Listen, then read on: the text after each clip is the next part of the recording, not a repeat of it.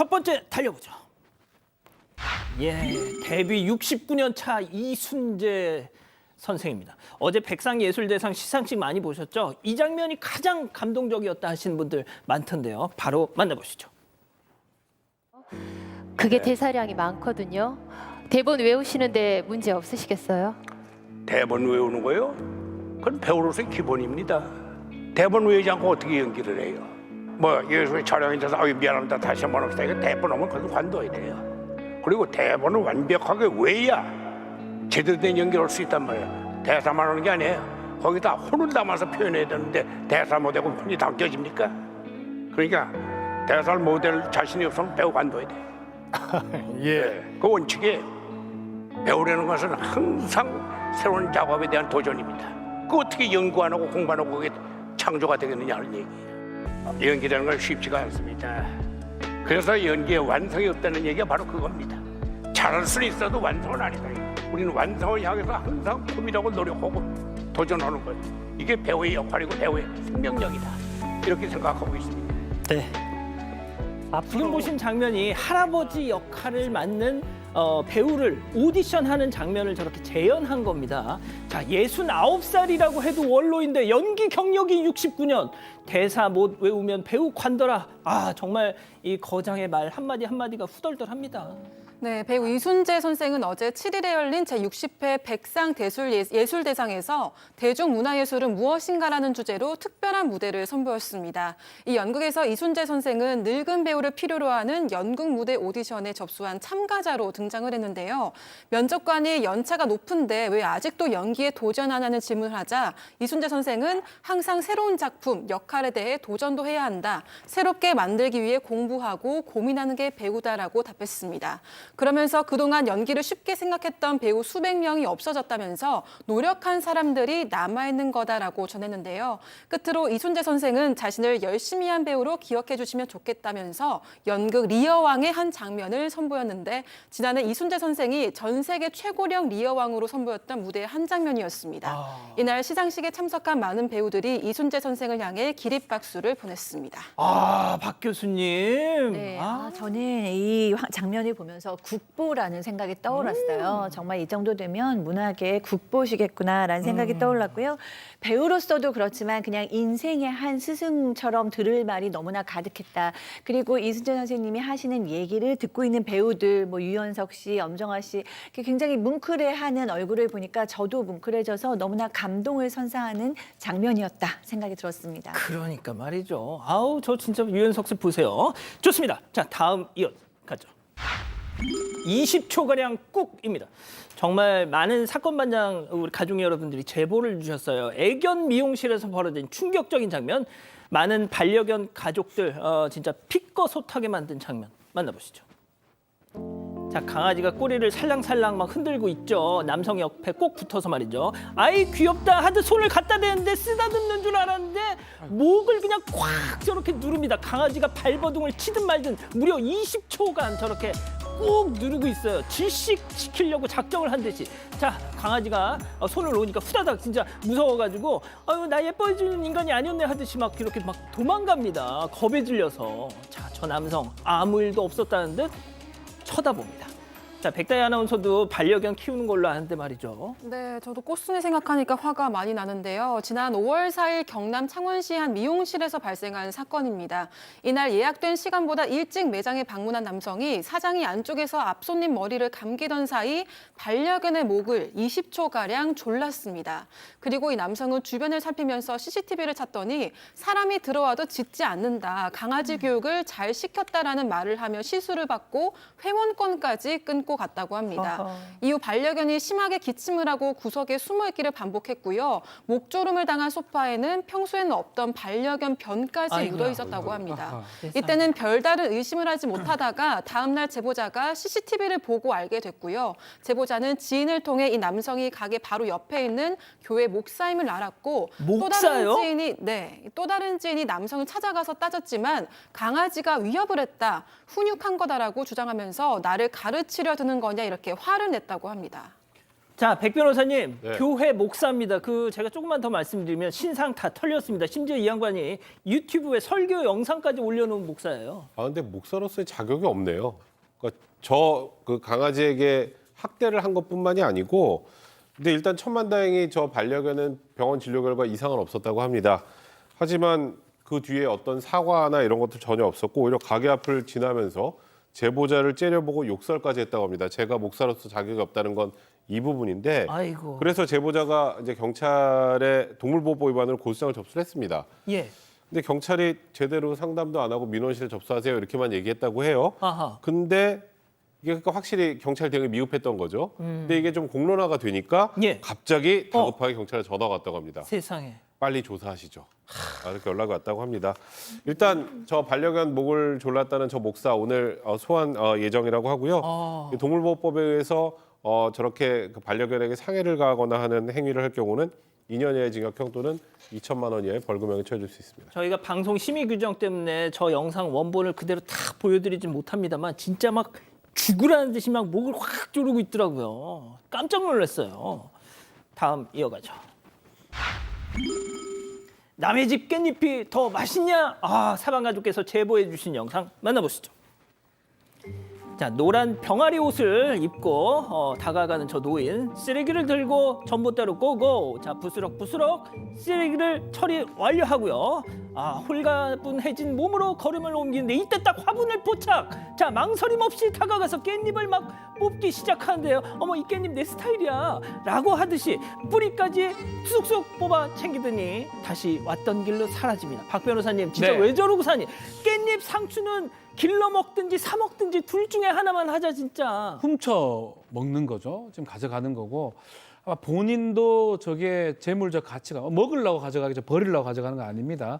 절도라고 보이는데 오늘 있었던 일입니다. 대구 달서구의 한 식당이고 오전 6시경인데 깻잎하고 부추 같은 것들을 해놓으면 가져가는 일들이 지금 반복이 돼서 예. 그 신고는 안 했다고 합니다. 이번에 깻잎 CCTV를 좀 확인해 보니까 저 노인이 이 식당 앞에 사는 노인이 이제 범인으로 확인이 됐고요. 자, 그렇지만 뭐 이게 이전 절도하고 동일 범인지는 확인 안 되고 있는 상황입니다. 깻잎을 지금 다 뽑아간 상황이에요.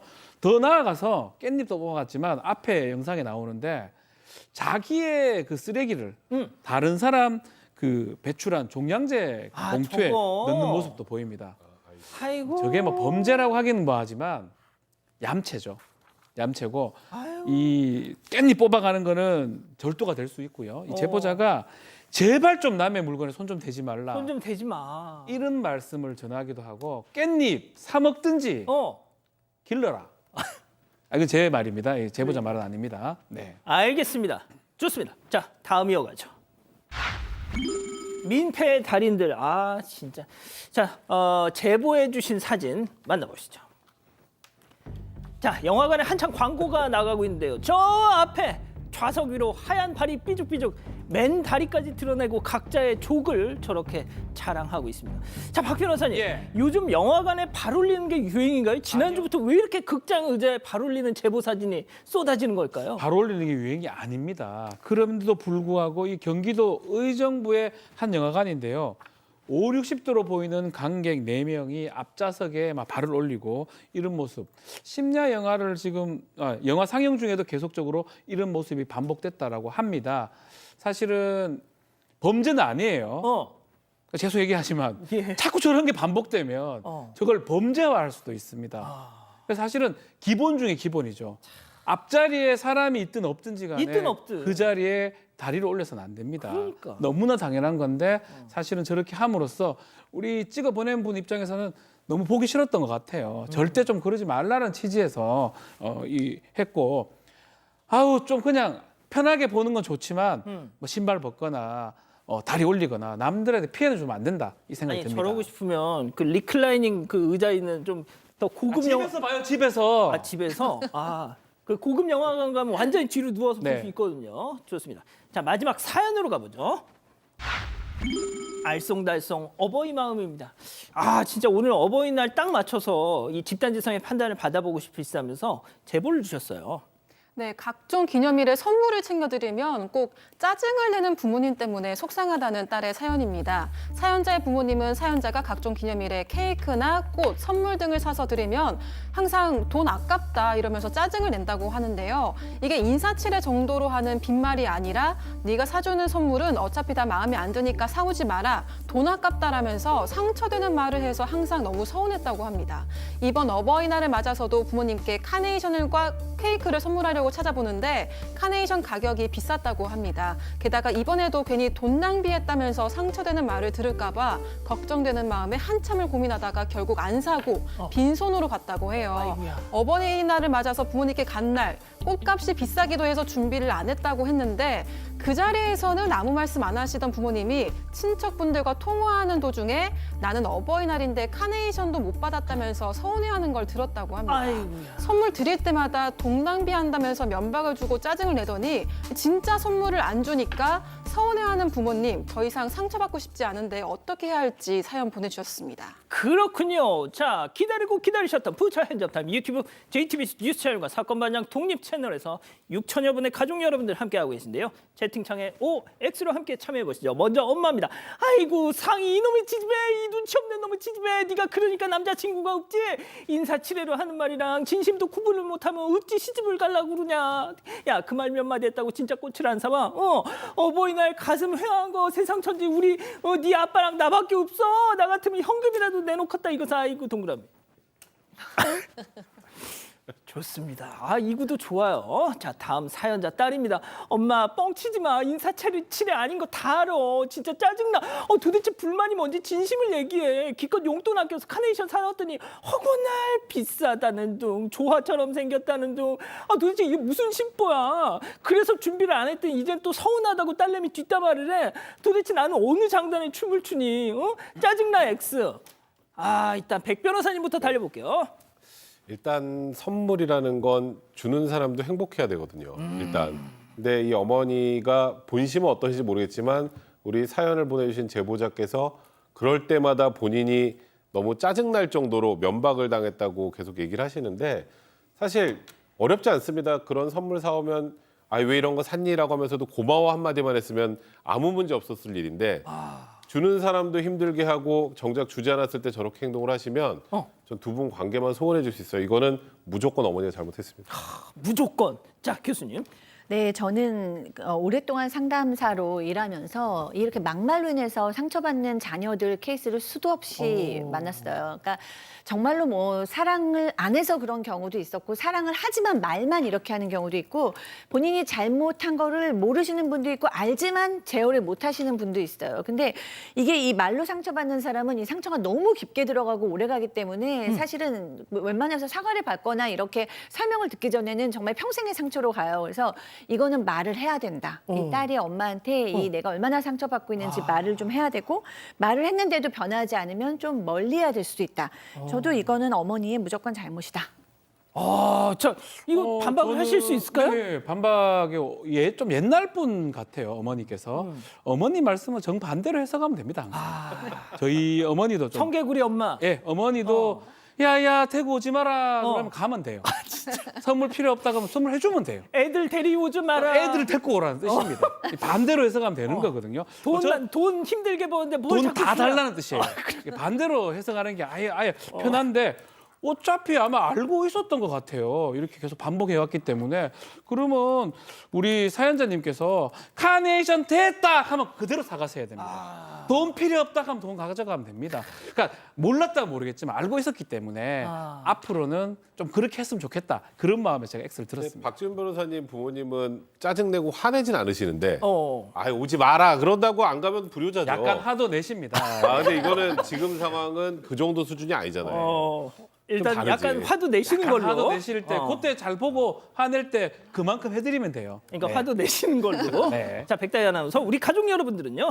네, 현금으로 드리라는 말이 되게 많았는데요. 진짜? 이우엠님, 박변님 말씀이 맞습니다. 무조건 하세요라고 하셨습니다. 김윤정님은 따님이 돈 쓰는 게 아까워서 그런 걸 수도 있습니다라고 하셨고요. 여명님은 아들, 딸이 사다 주면 감사히 받는 게 예의인데 엄마가 너무하십니다라고 하셨습니다. 그리고 둘리님은 꽃은 한 송이면 되고 돈으로 드리세요라고 하셨습니다. 그렇군요. 아직도 구독을 안 했다고? 구독? 어떻게 하는데? 아이고 여기를 누르면 된다. 여기 빨리 좀 눌러라. 빨리 눌러야겠다. 가족 여러분, 구독하기는 여기요.